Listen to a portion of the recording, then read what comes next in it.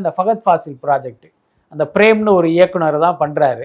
அந்த கதையை கேட்கும் போதே இவர் பயங்கரமாக புலகாங்கிதப்பட்டு திடீர்னு பார்த்தீங்கன்னா ஒரு செயின் ஒரு 10 சவரனுக்கு என்னமோ ஒரு செயின் எல்லாம் போட்டு தன்னுடைய மகிழ்ச்சியை தெரிவித்து அந்த டைரக்டரை பயங்கரமாக அப்ரிஷியேட் பண்ணியிருக்காரு. ஓகே, அதுக்கப்புறம் பார்த்தீங்கன்னா அவருக்கு எடுத்துகிட்டு வர்ற பட்ஜெட் இருக்குல்ல, அது கண்டிப்பாக பார்த்தீங்கன்னா உங்களுக்கு ஒர்க் அவுட் ஆகாது.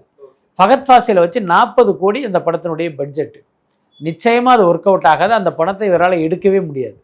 அதுக்கடுத்து அந்த பிரேம் என்ன பண்ணுறாரு, ஆகா இப்படி ஒரு ப்ரொடியூசராக இவர் அப்படின்ட்டு ஒரு ஆஃபீஸ் போட்டு அதுக்கு மாதம் 15 லட்ச ரூபா வந்து பில்லு போடுறாரு. ஆஃபீஸ் செலவு 15 லட்சம். அப்போ யோசிச்சு பாருங்க, ஒரு வருஷம் போட்டால் 1,80,00,000 என்ன. ஸோ இந்த மாதிரி நீங்கள் செலவு பண்ணும்போது என்னன்னு கேட்டால் இதெல்லாம் எங்கிருந்து நீங்கள் எடுக்க முடியும்? இந்த படத்தை வியாபாரம் பண்ணி தானே எடுக்க முடியும்.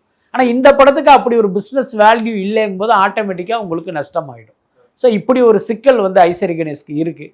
ஆனால் என்னென்னா இவ்வளவு அனுபவத்துக்கு கிட்டத்தட்ட எனக்கு தெரிஞ்சு பார்த்தீங்கன்னா ஒரு 200 கோடிக்கு மேலே அவருக்கு நஷ்டமாயிருக்கு. அவர் எடுத்த படங்கள் எல்லாம் ஆமாம் ஒவ்வொரு படமே அவருக்கு வந்து ஒரு பெரிய நஷ்டத்தை கொடுத்துருக்கு. ஆனால் இன்னமும் பார்த்தீங்கன்னா அவர் தன்னுடைய ரூட்டை மாற்றிக்கல. ஸோ அதை வந்து கொஞ்சம் அவர் ரியலைஸ் பண்ண ஆரம்பித்தார் அப்படின்னா ஒரு வெற்றி பட தயாரிப்பாளராக மாறலாம். இல்லைன்னா கஷ்டம்தான்.